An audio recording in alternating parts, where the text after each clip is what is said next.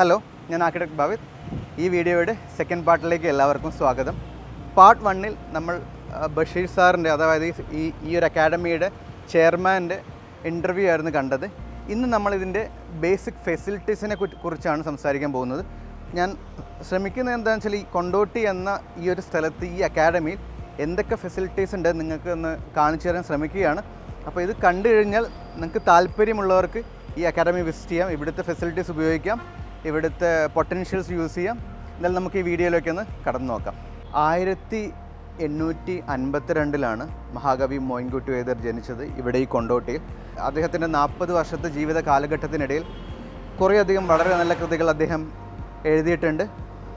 ഏകദേശം 20ാമത്തെ വയസ്സിലാണ് അദ്ദേഹത്തിൻ്റെ ആദ്യത്തെ ബുക്കായ ഹുസ്നുൽ ജമാൽ ബദറുൽ മുനീർ എന്ന പുസ്തകം എഴുതുന്നത്. അതിൽ പ്രണയവും പോരും തന്നെയായിരുന്നു അതിനകത്തെ വിഷയങ്ങൾ. അവിടുന്ന് ഇങ്ങോട്ട് പല പല രചനകൾ നടത്തി. അതെല്ലാം മിക്കവാറും അറബി മലയാളത്തിലായിരുന്നു. കാരണം അന്ന് അദ്ദേഹത്തിന് അറബി മലയാളത്തിൽ എഴുതിയാൽ കൂടുതൽ ആളുകളിലേക്ക് അദ്ദേഹത്തിൻ്റെ കൃതികളും ചിന്തകളും എത്തിക്കാൻ കഴിയുമായിരുന്നുള്ളൂ. 18ാം നൂറ്റാണ്ടിലാണ് എഴുതപ്പെട്ടതെങ്കിലും അദ്ദേഹത്തിൻ്റെ പല കൃതികളും ഇപ്പോഴും വളരെ പ്രസക്തമാണ്. പ്രത്യേകിച്ച് ഞാൻ നേരത്തെ പറഞ്ഞ ഹുസ്നുൽ ജമാൽ ബദറുൽ മുനീർ എന്ന പുസ്തകം. അതിൽ സ്വാതന്ത്ര്യത്തിനും അഭിമാനത്തിലും വിശ്വാസത്തിനുമെതിരെ ഉയരുന്ന ഏത് ശക്തിയെയും പ്രതിരോധിക്കുക എന്നതായിരുന്നു വൈദ്യരുടെ മനോഭാവം. ഈ ഒരു ബിൽഡിംഗ് ഡിസൈൻ ചെയ്തിരിക്കുന്നത് ആർക്കിടെക്റ്റായ NM സലീമാണ്. അദ്ദേഹം കോഴിക്കോടുള്ള ഒരു ആർക്കിടെക്റ്റാണ്. 1920കളിലെ മാപ്പിള ലഹള കാലഘട്ടത്തിൽ ബ്രിട്ടീഷുകാർ ഇദ്ദേഹത്തിൻ്റെ പല പടപ്പാട്ടുകളും കൃതികളും നിരോധിച്ചിരുന്നു. അന്നത്തെ ലഹളക്കാർ ഈ പടപ്പാട്ടുകൾ അവരുടെ മനോവീര്യം വർദ്ധിപ്പിക്കുന്നതിനായി ഉപയോഗിച്ചിരുന്നു എന്ന് വിചാരിച്ചതുകൊണ്ടാണ് അവർ ആ പടപ്പാട്ടുകൾ നിരോധിച്ചത്. ഞാൻ പാർട്ട് 1-ൽ പറഞ്ഞ പോലെ ഇത് കോഴിക്കോട് പാലക്കാട് ഹൈവേ ആണ്. കൊണ്ടോട്ടി ടൗണിന് എത്തുന്നതിന് മുൻപെയാണ് ഈ ഒരു മഹാകവി മോയിൻകുട്ടി വൈദ്യർ മാപ്പിളക്കല അക്കാഡമി.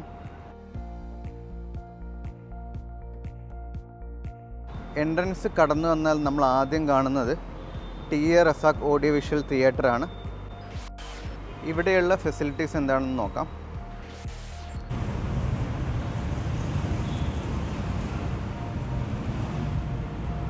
ഇതൊരു ഫുള്ളി എയർ കണ്ടീഷൻഡ് തിയേറ്ററാണ്. നിങ്ങൾക്കത് കാണാൻ കഴിയും. ഇവിടെ 50 പേരുടെ സീറ്റിംഗ് ഉള്ള ഒരു തിയേറ്ററാണത്. അക്കോസ്റ്റിക്കലി ട്രീറ്റഡാണ്, എയർ കണ്ടീഷൻഡാണ്, നല്ലൊരു സ്ക്രീനുണ്ട്. നിങ്ങൾക്കത് ഇവിടെ കാണാൻ കഴിയും. ഇവർ ആക്ച്വലി മൂവീസൊക്കെ അടുത്തുള്ള സ്കൂളുകൾക്കൊക്കെ പ്രദർശിപ്പിച്ച് കൊടുക്കാറുണ്ട്. ഇങ്ങനത്തെയൊക്കെ ഫെസിലിറ്റി ഇവിടെ കൊണ്ടോട്ടിയിൽ മോയിൻകുട്ടി വൈദ്യർ മാപ്പിളക്കല അക്കാഡമിയിൽ ഉണ്ട്. അത് നിങ്ങൾ ഓർത്ത് വയ്ക്കുക. ഈ ഓഡിയോ വിഷ്വൽ റൂമിന് ഇടതുവശത്താണ് പുസ്തകശാല. ഇവിടെ അക്കാദമി പ്രിൻ്റ് ചെയ്യുന്ന എല്ലാ ബുക്കുകൾക്കും 50% ഡിസ്കൗണ്ട് ഉണ്ട്. ബാക്കിയുള്ള ബുക്കുകൾക്കൊക്കെ ഏകദേശം 10% ഇവർ ഡിസ്കൗണ്ട് കൊടുക്കുന്നുണ്ട്. അപ്പോൾ ഇങ്ങനത്തെ ഒരു ഫെസിലിറ്റി കൊണ്ടോട്ടിയിൽ ഉണ്ട് എന്ന് നിങ്ങളൊന്ന് അറിഞ്ഞു വയ്ക്കുക, നല്ലതാണ് വായിക്കുന്നവരൊക്കെ ഉണ്ടെങ്കിൽ. പുസ്തകശാല കടന്നു കഴിഞ്ഞാൽ ഒരു ചെറിയൊരു പ്ലാറ്റ്ഫോം നമുക്ക് കാണാൻ കഴിയും. അത് കയറി പോകുന്നത് മ്യൂസിയത്തിലേക്കാണ്.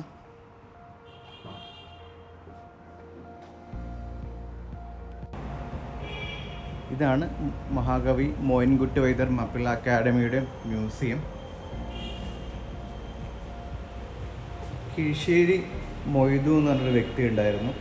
അദ്ദേഹം ഒരു സഞ്ചാരിയായിരുന്നു, ഒരു എക്സ്പ്ലോറർ ആയിരുന്നു ഒക്കെ. അപ്പോൾ അദ്ദേഹത്തിൻ്റെ കളക്ഷനാണ് ഇവിടെ പ്രദർശിപ്പിച്ചിട്ടുള്ളത്.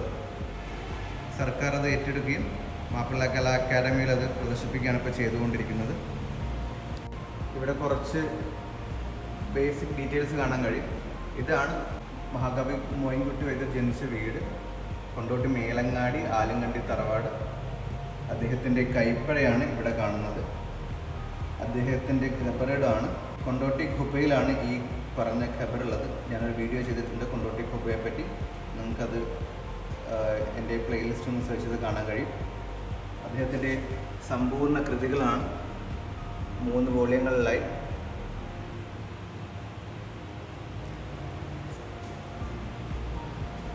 ഇവിടെയുള്ള ഞാൻ നേരത്തെ പറഞ്ഞ കൊണ്ടോട്ടി ഖുബയുടെ ചിത്രമാണത്.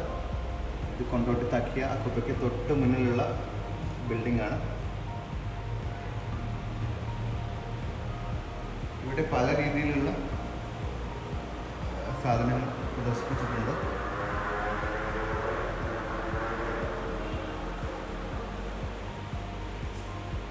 നമുക്കിവിടെ ഖുറാനും ഏറ്റവും ചെറിയ ഖുറാനൊക്കെ കാണാൻ കഴിയും.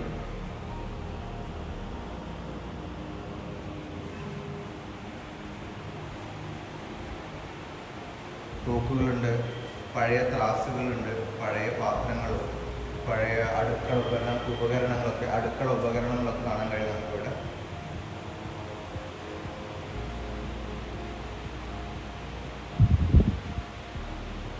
തൂക്കുവിളക്കുകൾ നമുക്കിവിടെ കാണാൻ കഴിയും. ഫസ്റ്റ് ഫ്ലോറിലോട്ട് നമ്മൾ ഈ സ്റ്റെപ്പ് വഴിയാണ് കയറി പോവുക. അങ്ങോട്ട് പോകുമ്പോൾ നമുക്ക് പല രാജ്യങ്ങളിലുള്ള കറൻസികൾ കാണാൻ കഴിയും.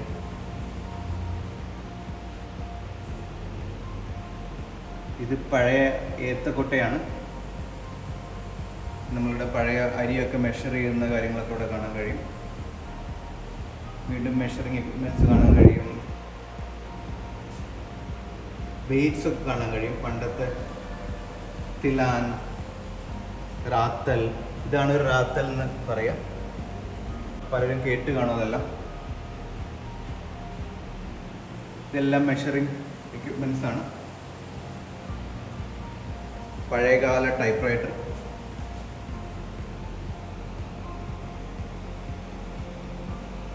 ഹൽദയുടെ ഒക്കെ ഉണ്ട്. പണ്ട് കാലത്തെ എഴുത്താണിയൊക്കെയാണ് ആ കാണുന്നത്. ഇപ്പോഴൊന്നും നമുക്കത് കാണാൻ കഴിയില്ല എവിടെയും. കോൽക്കളിയുടെ കോലാണ് ആ കാണുന്നത്. ഇലത്താളം, ബ്യൂഗിളാണ്, ട്രംപറ്റും ബ്യൂഗിളൊക്കെയാണ് ഈ കാണുന്നത്. എല്ലാവർക്കും അറിയാം.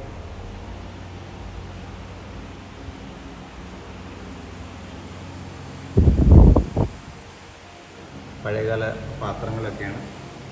ഇവിടെ നമുക്ക് ഉറുമിയും വാളുകളൊക്കെ കാണാൻ കഴിയും.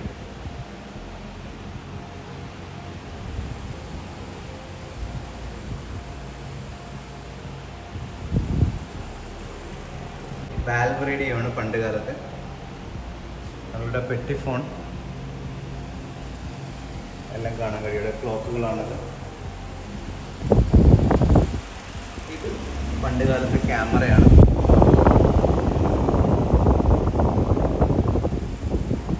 അങ്ങനെ ഒരുപാടുണ്ട് ഇവിടെ ഈ ഒരു മ്യൂസിയത്തിൽ. ഇപ്പം വരുന്നവർ എന്തായാലും ഇവിടെയും കൂടെ കാരണം. ഈ മ്യൂസിയത്തിന് ഇടതുവശത്തായാണ് EK അയമു സ്മാരക തുറന്ന വേദി. ഒരു ഓപ്പൺ സ്റ്റേജാണത്. അപ്പോൾ നിങ്ങൾക്ക് എൻ്റെ വീഡിയോ ഇഷ്ടപ്പെട്ടെങ്കിൽ ലൈക്ക് ചെയ്യുക, ഷെയർ ചെയ്യുക, സബ്സ്ക്രൈബ് ചെയ്യുക.